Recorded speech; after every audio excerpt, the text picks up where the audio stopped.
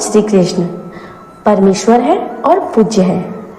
भक्ति के माध्यम से जीव उनसे शाश्वत संबद्ध है। शुद्ध भक्ति को जागृत करके मनुष्य कृष्ण के धाम को वापस जाता है।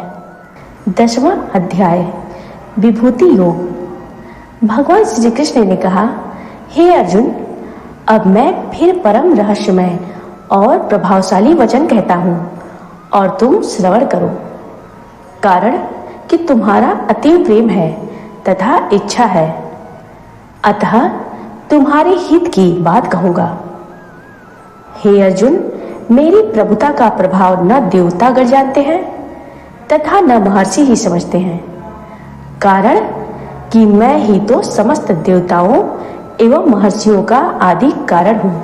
जो मुझे जन्म रहित अनादि और तीनों लोगों का ईश्वर जानता है, वही समस्त मनुष्यों में विवेकी है तथा समस्त पापों से मुक्ति पाता है। निश्चय करने की शक्ति, विवेक, समूह, क्षमा, सत्य, इंद्रिय निग्रह एवं मन को वश में करना और सुख दुख, संसार की उत्पत्ति, प्रलय, भय और अभय तथा अहिंसा, समदृष्टिता, संतोष, तप, दान, यश और अपयश आदि प्राणियों के इस प्रकार के विभिन्न भाव मेरे से ही होते हैं। सप्तऋषि तथा सनक सनंदन आदि पूर्व में होने वाले 4 महापुरुष एवं 14 मनु, ये सभी जिनकी यह संपूर्ण संसार प्रजा है, वे सब मुझसे उत्पन्न हुए हैं और मुझ में ही एक ही भाव रखने वाले हैं। जो मनुष्य मेरी इस विभूति को तथा योग शक्ति को तत्व से पहचानता है, वह निश्चय योग से केवल मुझ में ही भाव स्थिर कर लेता है।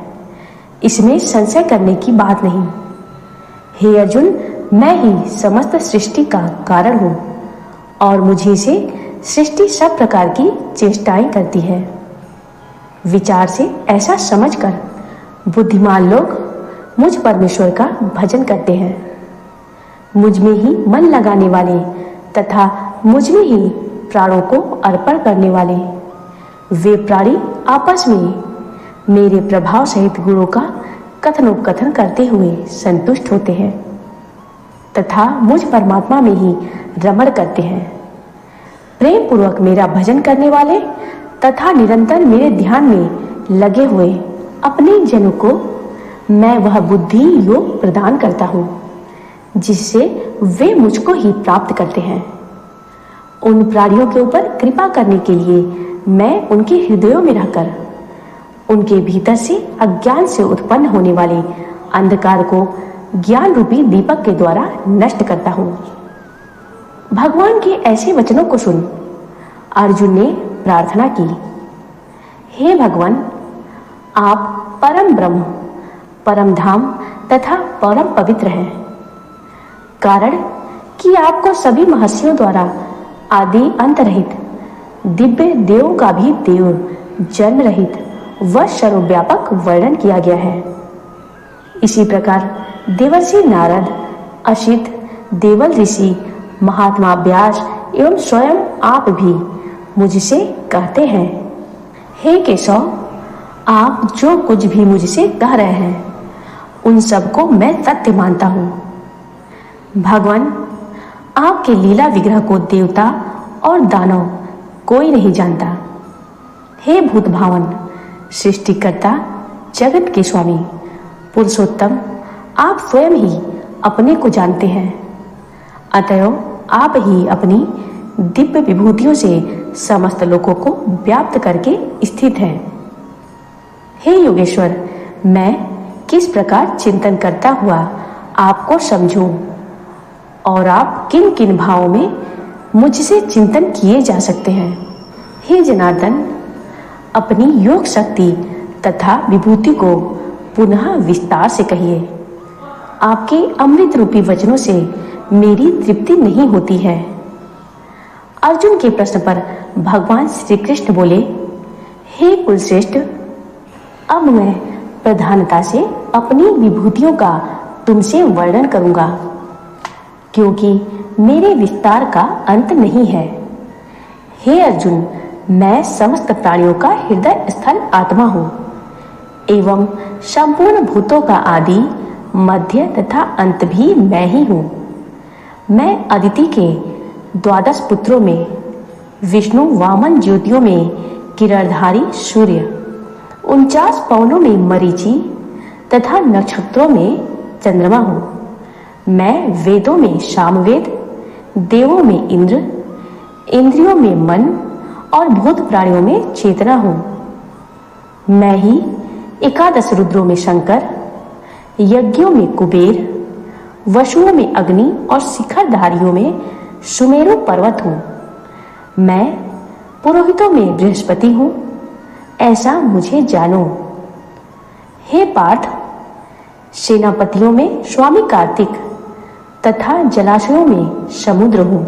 मैं महर्षियों में भृगु, वचनों में ओंकार, यज्ञों में जप यज्ञ तथा स्थिर रहने वालों में हिमालय पर्वत हूँ।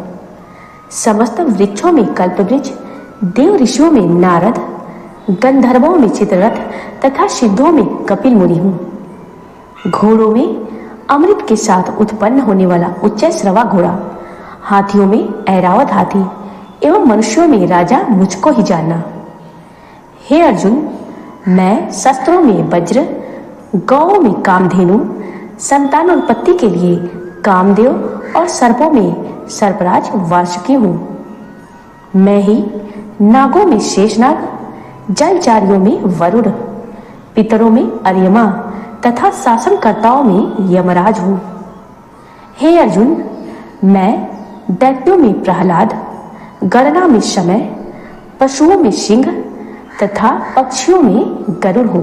पवित्र करने वालों में वायु, शस्त्र धारण करने वालों में राम, मछलियों में मगर नामक मत्स्य तथा नदियों में गंगा हूँ।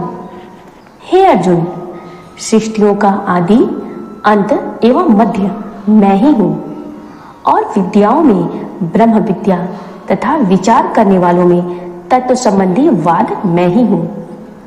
अक्षरों में अकार, समासों में द्वंद्व समास मैं ही त्रिलोकी के लिए महाकाल और विराट स्वरूप होकर सबका धारण एवं पोषण करने वाला हूँ। हे अर्जुन, मैं सबका नाश करने वाला, मृत्यु एवं भविष्य में होने वाली सृष्टि का कारण हूँ तथा स्त्रियों में कीर्तिश्री, वाक, स्मृति, मेधा, धृति तथा क्षमा हूँ। मैं श्रुतियों में बृहत साम, छंदों में गायत्री छंद, महीनों में मार्गशीर्ष अगहन, मास तथा ऋतुओं में वसंत ऋतु हूँ। छलियों में जुआ, प्रभावशालियों में प्रभाव, विजेताओं में विजय, निश्चय करने वालों का निश्चय और सात्विक मनुष्यों का सात्विक भाव मैं ही हूँ। मैं ही वृष्णिवंशियों में वासुदेव, पांडवों में धनंजय, मुनियों में वेदव्यास तथा कवियों में शुक्राचार्य हूँ। दमनकारियों को दंड, विजय के इच्छुकों की नीति, गुप्त रखने योग्य भावों में मौन तथा ज्ञान में तत्व ज्ञान मैं ही हूँ। हे अर्जुन, समस्त भूतों की उत्पत्ति का कारण मैं हूँ।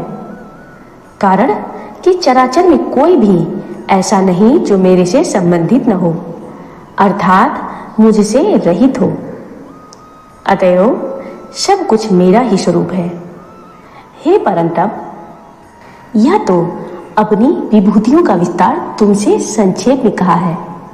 वास्तव में तो मेरी दिव्य विभूतियों का कोई अंत नहीं है। जो भी विभूति और शक्ति युक्त वस्तु संसार में है, उसको तुम मेरे ही तेज के अंश से उत्पन्न समझो। अथवा हे अर्जुन, बहुत कुछ जानने की आवश्यकता भी क्या है। सत्य तो यह है कि मैं इस समग्र जगत को अपनी योग माया के केवल एक अंश मात्र से धारण करके स्थित हूँ। अतएव सब कुछ न जानकर मुझे ही विवेक से पहचानना चाहिए। जय श्री कृष्ण, जय वासुदेव। 10वें अध्याय का महात्म्य। श्री नारायण जी बोले, हे लक्ष्मी, अब गीता के 10वें अध्याय का महात्म्य सुनो। काशीपुरी में धीरज रामी ब्राह्मण रहता था। एक दिन वह महादेव जी का दर्शन करने गया। रास्ते में ही गर्मी के कारण गिरकर मर गया। महादेव जी के भृंगीगण उसे मरा हुआ देखकर उसे महादेव जी के पास ले गए और बोले, महाराज, यह ब्राह्मण आपका दर्शन करने आ रहा था, रास्ते में ही मर गया है। इसने ऐसा कौन सा पुण्य किया है जो इसने एकादशी के दिन ऐसी भली जगह देह त्याग किया। महादेव जी बोले, सुनो, ब्रह्मा का एक हंस मेरे दर्शन के लिए आ रहा था। रास्ते में एक सरोवर पर से गुजर रहा था तो एक कमलिनी की परछाई पड़ने से वह काला होकर पृथ्वी पर आ गिरा। तब मेरे गण उसे मेरे पास ले आए। मैंने कमलिनी से पूछा, तेरी परछाई पड़ने से यह हंस काला क्यों पड़ गया? कमलिनी बोली, मैं पिछले जन्म में एक अप्सरा थी। एक ब्राह्मण गंगा के तट पर गीता के 10वें अध्याय का पाठ करता था। इंद्र को विचार हुआ कि कहीं ब्राह्मण मेरा राज छीन न ले, सो उसने मुझे उसका तप भंग करने के लिए भेजा। मेरी ब्राह्मण से एकांत में भेंट हुई। मेरे अंग से उसका अंग लगा। उस ब्राह्मण ने मुझे श्राप दे दिया कि तू कमलिनी हो जा। उसके श्राप के प्रभाव से जो पक्षी मेरे ऊपर से गुजरता है वह काला होकर पृथ्वी पर गिर पड़ता है। अब मेरी और इसकी गति गीता के 10वें अध्याय का पाठ श्रवण करने से ही हो सकती है। इतने में एक ब्राह्मण वहां से गुजरा। कमलिनी के कहने से उसने गीता के 10वें अध्याय का पाठ सुनाया तो हंस श्वेत वर्ण और कमलिनी देव कन्या होकर इंद्रलोक को गई। महादेव जी बोले, यह वही गीता पाठी ब्राह्मण है जिसने कमलिनी और हंस को गीता का पाठ सुनाया था। श्री नारायण जी बोले, हे लक्ष्मी, यह 10वें अध्याय के महात्मा का फल कहा जो आपने सुना है। इस अध्याय का श्रवण करने से बड़े से बड़े पाप और श्राप भी नष्ट हो जाते हैं और व्यक्ति को मुक्ति प्राप्त हो जाती है।